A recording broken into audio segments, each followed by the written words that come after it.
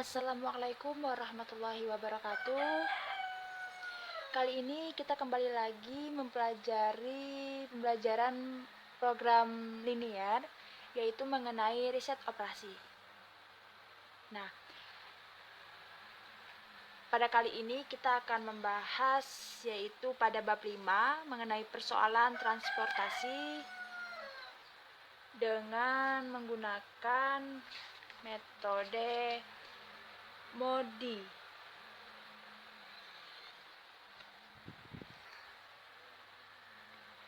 Jadi, metode MODI atau kepanjangannya yaitu modifikasi distribusi ini sangat mirip dengan metode stepping stone yang pernah kawan saya jelaskan pada minggu lalu, yaitu pada video yang ini. Silahkan kalian lihat dan pelajari.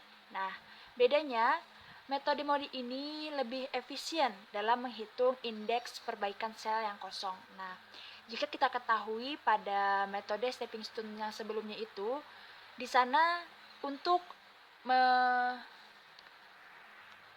menghitung indeks perbaikan bagi pemecahan tertentu, kita pertama-tama harus mencari jalur terpendeknya dulu untuk tiap sel yang kosong. Nah, namun pada metode MODI ini kita dapat menghitungnya tanpa harus mencari jalur yang terpendek itu. Nah, seperti apa? Mari kita langsung saja pada soal ya. Nah, silahkan kalian perhatikan data-data yang sudah tertera pada tabel ini. Sama seperti metode stone yang minggu lalu dijelaskan oleh teman saya.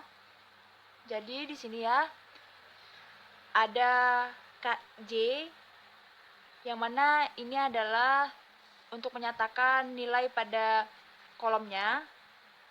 Dan di sini ada RI yang mana di sini menyatakan untuk nilai pada barisnya.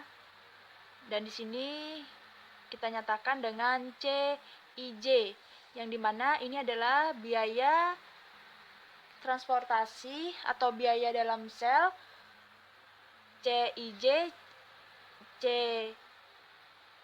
baris pertama, kolom pertama, C11 yaitu nilai selnya 8 atau biaya transportasinya 8. Di sini ada C21 yang mana nilai atau biaya transportasinya yaitu 24, dan di sini ada C baris ketiga kolom pertama atau C31 yaitu biaya transportasinya ialah 16 dan seterusnya. Nah, pada kolom ini, pada kolom KIJ ini, di sini tertera tujuan atau kota untuk mendistribusikan produk dari baris ini. Nah, jadi di sini ada kota A, kota B, dan kota C. Dan pada baris ini, pada baris R ini, di sini ada 3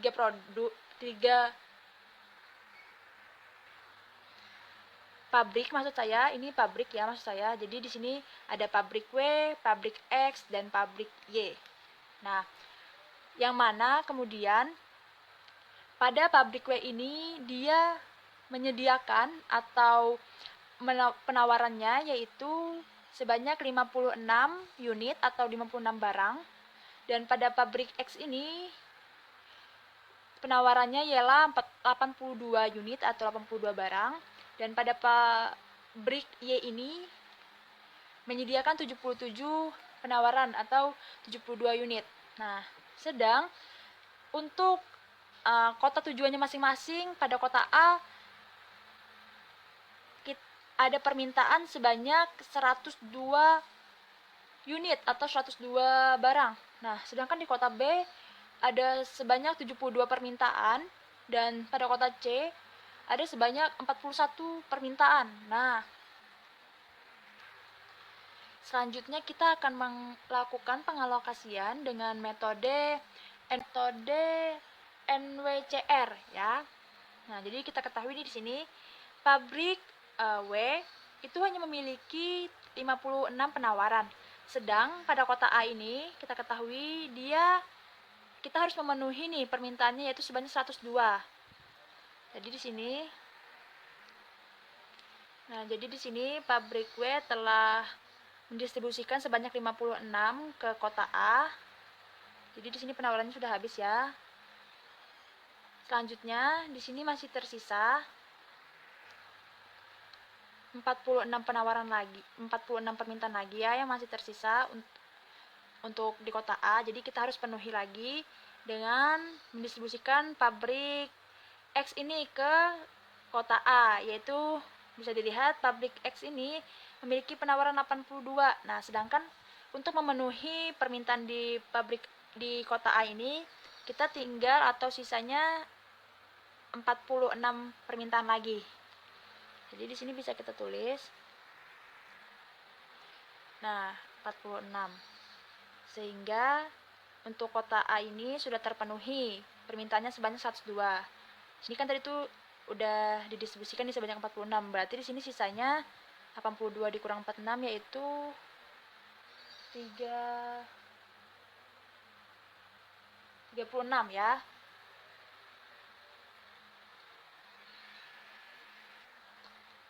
Karena kota A tadi sudah terpenuhi, maka kita beralih ke kota B lagi. Di kota B, dia ada permintaan sebanyak 72 unit. Nah, jadi karena tadi pabrik W sudah habis penawarannya, pabrik X tersisa 36, maka kita distribusikan ke sini ya. Nah, jadi pabrik X sudah mendistribusikan barangnya ke kota B sebanyak 36, maka sini penawarannya telah habis. Selanjutnya, karena pada kota B masih belum memenuhi permintaannya sebanyak 72, kita teruskan mendistribusikan barang pada pabrik Y ke kota B. Yaitu kan di sini sudah 36 nih, berarti sisanya tinggal 36 lagi ya. Jadi karena di sini penawarannya ada 77, bisa nih kita distribusikan sebanyak 36 ke kota B. Sehingga di sini tersisa 41. Nah, oke. Karena kota B sudah terpenuhi nih permintaannya, kita lanjut lagi nih ke kota C.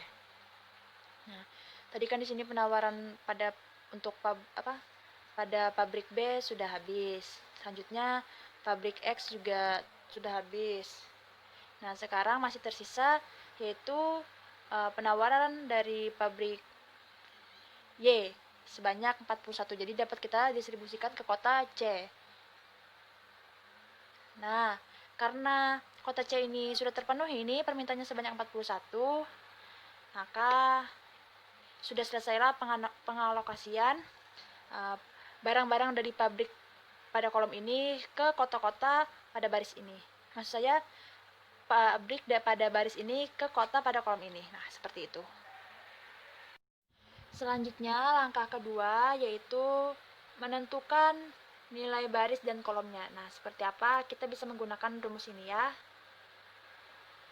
CIJ dikurang RI ditambah KJ. Nah, rumus ini kita gunakan untuk sel dalam pemecahan tertentu yang ada alokasinya. Sehingga di sini kita memiliki 5 persamaan ya. Nah, dengan mengaplikasikan rumus ini tadi untuk mencari atau menghitung nilai baris dan kolomnya, jadi kita masukkan. Tadi kan pada sel C11 diketahui ya memiliki alokasi. Nah, jadi kita langsung masukkan ke dalam rumus ini, yaitu RI atau R1 ditambah K1 sama dengan 8. Untuk C21-nya sama dengan R2 ditambah K1 yaitu sama dengan 24. Untuk C22-nya R2 ditambah K2 sama dengan 15. Untuk C32-nya R3 ditambah K2 sama dengan 9. Dan untuk C33-nya R3 ditambah K3 sama dengan 24.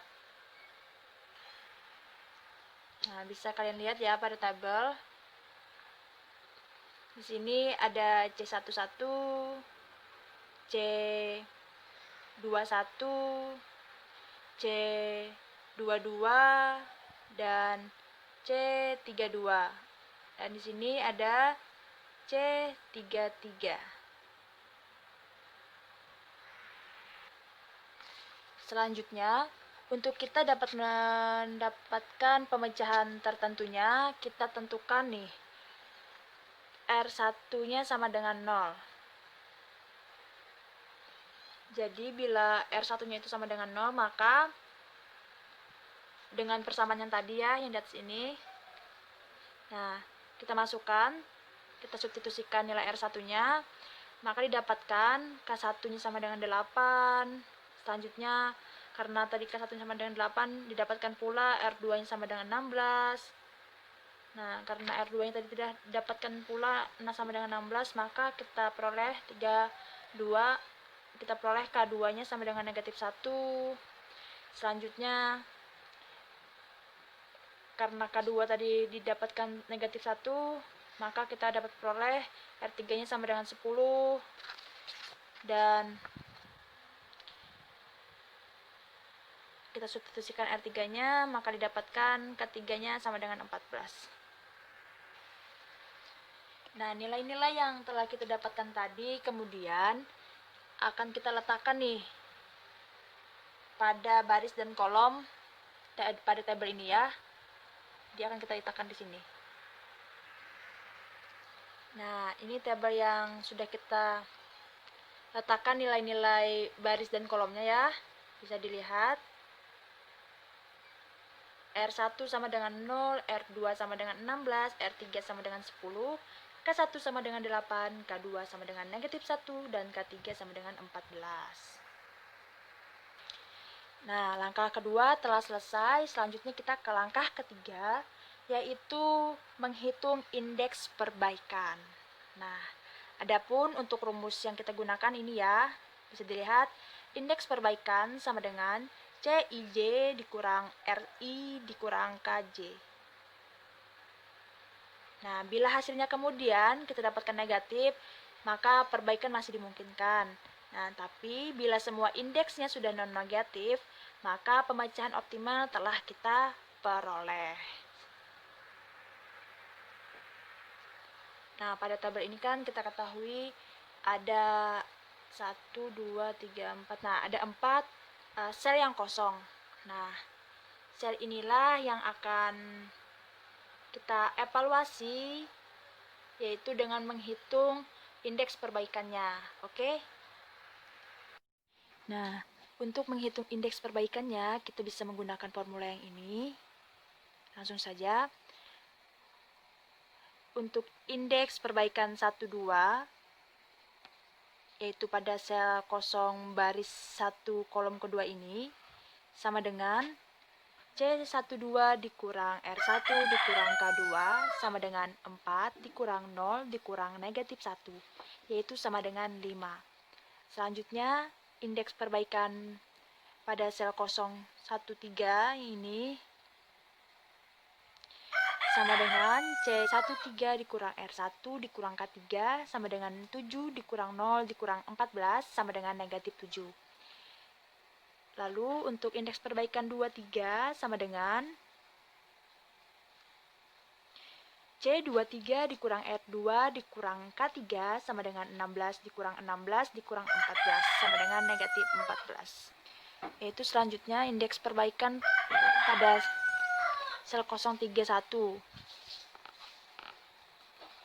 yaitu sama dengan C31 dikurang R3 dikurang K1 sama dengan C31-nya 16 dikurang R3-nya 10, lalu K1-nya 8. Jadi hasilnya -2. Nah, jadi untuk langkah ketiga ini sudah selesai. Selanjutnya kita ke langkah keempat, ialah memilih titik tolak perubahannya. Nah, yang mana dari hasil indeks perbaikan ini tadi kita cari atau kita pilih nilai yang negatifnya tuh terbesar. Nah, karena itu nanti akan dapat mengurangi jumlah biaya dari pengangkutan itu sendiri. Yaitu adalah -14 yang terletak pada kolom 23. yaitu di sini. Kolom YXC. Nah, selanjutnya setelah kita mengetahui kolom mana yang ini kita lakukan perbaikan, kita lakukan tahap metode stepping stone. Kita lakukan metode stepping stone seperti ini. Arahnya ke kiri, positif, negatif, positif, dan negatif. Karena di sini tadi 0, 0 ditambah 36 sama dengan 36. 36 dikurang 36 sama dengan 0. 36 ditambah 36 sama dengan 72. 41 dikurang 36 sama dengan 5. Sehingga diperoleh tabel yang baru, yaitu seperti ini. Pada kolom WA-nya yaitu 56, XA-nya 46, XC-nya 36, YB-nya 72, dan YC-nya 5. Setelah ini kita hitung kembali seperti perhitungan di awal. Kita tentukan 5 persamaannya dan hitung kembali evaluasi sel kosong apakah masih terdapat bilangan negatif di dalamnya.